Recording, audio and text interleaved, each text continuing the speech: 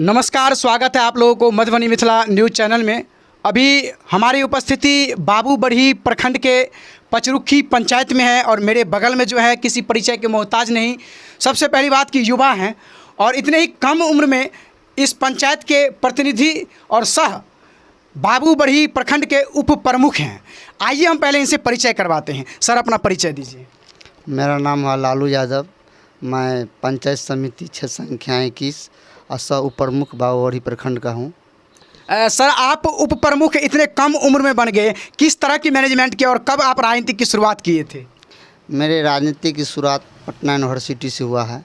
मैं पटना यूनिवर्सिटी में 2018 से राजनीति की शुरुआत किए। वहाँ से मैं एमए किए पटना यूनिवर्सिटी से। वहाँ से मेरा राजनीति छात्र जीवन से शुरू हुआ। पंचायत स्तर के राजनीति में आप मतलब किस वर्ष से लड़ाई शुरुआत की और किस पद से? पंचायत की राजनीति में मेरा इंटरेस्ट जब मैं मैट्रिक में थे तभी से मेरा था और राजनीति में मेरा इंटरेस्ट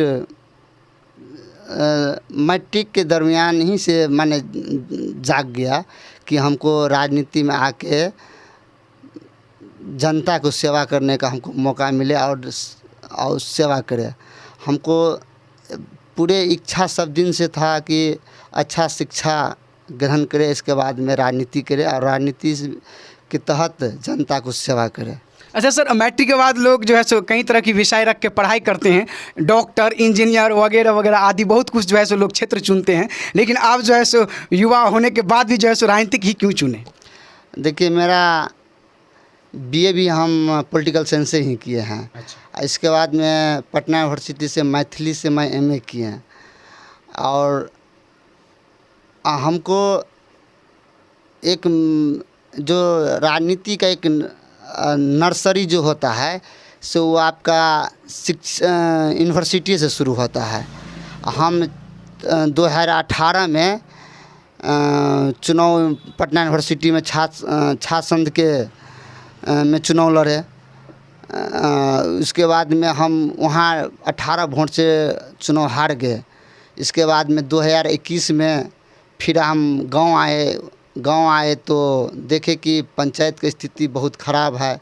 जनता पूरा माने किसी से माने पढ़ने के प्रतिनिधि लोग जनता का भ्रमित करके वोट ले लेता था। कोई सेवा हुआ नहीं करता था, कोई जनता का कोई पूछता था नहीं, कोई युवा को पूछता था नहीं। हम लोग आए तो युवा को पूछे, युवा को जनता के बीच गए, जनता को काम की बात किए, जनता से हर चीज़ के माने जनता को जो वादा किए उसको पूरा करने के लिए पूरे लगे रहते हैं और हमेशा जनता के बीच में रहते हैं। जब हमको कभी कोई माने फ़ोन कर देता था तुरंत हम वहाँ पहुँचते हैं। कोई भी समस्या आता था अपने हम जाके, हमको कोई बुलावो नहीं करता तब पर भी हम पहुँच जाते हैं वहाँ पे। सर, आप युवा हैं और उप प्रमुख हैं, जबकि अधिकतर पंचायत में इस तरह की अफवाहें रहती है। प्रमुख चुनाव में समर्थन जो है सो अपने हिसाब से जो नहीं देते हैं, अगर उसका विरोधी कोई प्रमुख बन जाता है तो कारण ये भी बताया जाता है कि पंचायत समिति को काम नहीं मिलता है। और आप खुद भी काम किए हैं और आपके क्षेत्र के बहुत ऐसे पंचायत समिति है जो काम किए, इसका कारण क्या हो सकता है? देखिए, अब मेरे अभी हाउस में जब बैठक करते हैं तो हम लोग 27 पंचायत समिति हैं, सबको बराबर की योजना हम लोग देते हैं। हर क्षेत्र में बराबर की योजना दिए हैं।